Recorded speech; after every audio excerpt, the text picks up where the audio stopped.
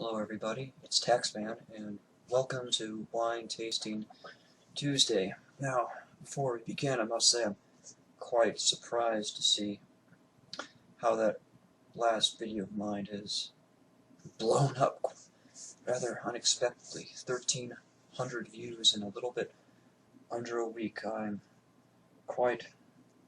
Did not expect that. And I guess some of you might think I'm crazy, but either way, thank you for your watches and thank you for your views.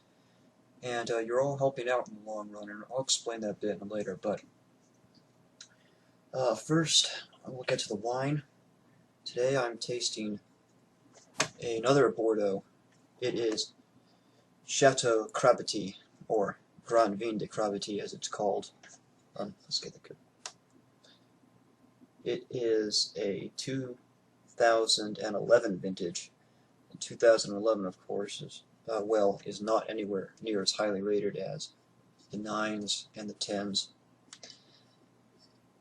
But it was still alright. It's definitely not Drek. Alright, but anyways, it's again from the Graves region, which I've tasted on this very Wine Tasting Tuesday, 2 other wines. They were from a different distributor though. So we'll see how this goes. I've already got a little bit in here, but I'll top it off to start.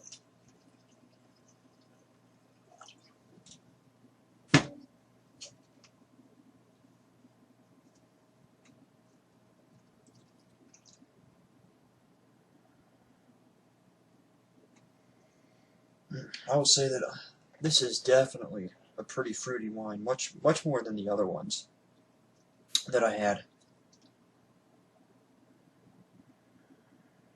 It has aromas of brambly blackberries, currant jam or jelly,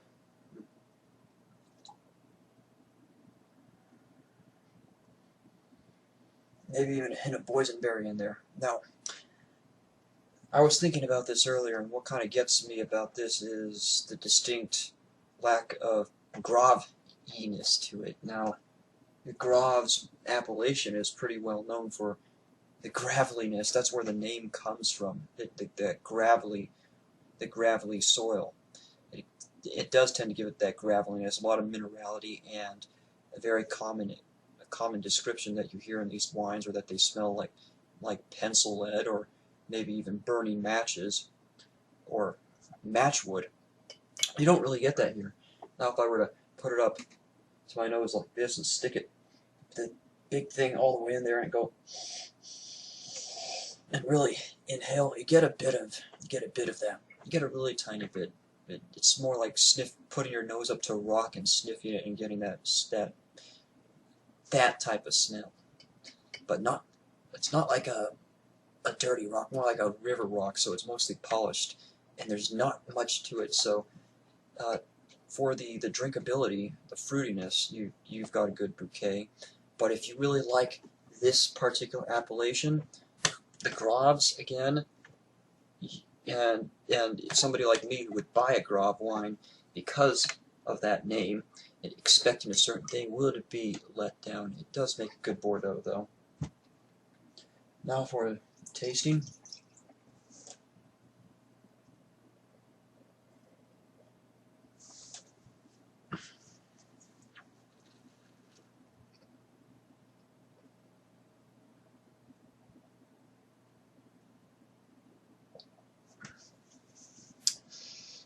Very fruity, just like you would expect based on the nose.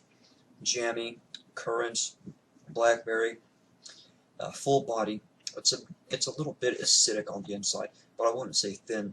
I wouldn't say thin. More of a bit. It fills you up on the cheeks and the front of your lips. On the inside, it's a bit biting, and that's what you get in the aftertaste. Now, overall, I'd say it's a solid wine. This is a $16 bottle. Where I work, not sure what the price will be elsewhere. It's probably like $8 or whatever in France, probably less than that. I'd say it's definitely worth the drink. I'd give it 3.5 out of 5 stars. I'd rank it higher, but I have to deduct some points, or, well, okay, maybe 3 stars out of 5. I'd rank it a little bit higher, but I have to deduct maybe at least half a star because it's not really reflecting of what a Grav line is supposed to be. Alright, now I should get on to the other things that some of you no doubt want to hear me talk about. There were a few comments left on the last video. Here's one that I really ought to address. Neotenic says, so Equestria's laws of physics differ from ours, so that means they are definitely on a different plane of existence. How you plan to create an interdimensional portal with only 2 people when the greatest minds in the world are incapable of manufacturing a wormhole is beyond me. Second comes the fact that your body isn't adaptable for a 2-dimensional universe, and you would probably cease to exist upon attempted entry. This is assuming you were able to somehow access this alternate existence. Alright, well, to that I'll say that it's not purely scientific. We are using some hard science for our to help aid us in this project, but that's only one half. The other half is fringe science, fringe esoterica, or what some would call magic. Now there are among us in this particular subculture, in this little corner of the internet, different types of practices and beliefs. The most common one you'll see with people who want waifu relationships is tulpomancing, which is a form of meditating and creating a thought form that shares your own conscience with you. It's like breaking off a piece of your mind and giving it a will of its own. The strictly scientific view that a lot of people who used to go to my forum and who went to the other one believe is that it's almost entirely just a form of self-induced psychosis or schizophrenia.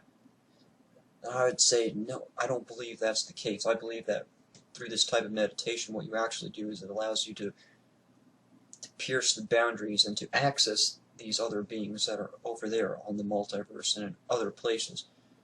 It's kind of like the same with lucid dreaming or astral projection. Through concentration and willpower and maybe even the help of certain substances, you can achieve a higher state of being. You can free your essence, your ethereal form, from your physical form and reach out to them. And in the same way, they do the same too. They know about us here.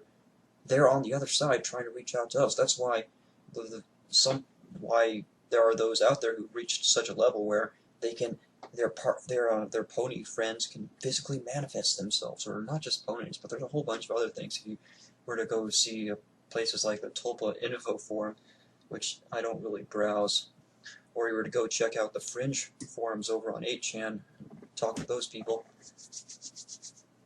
Now, what we are planning on doing, though, is studying the.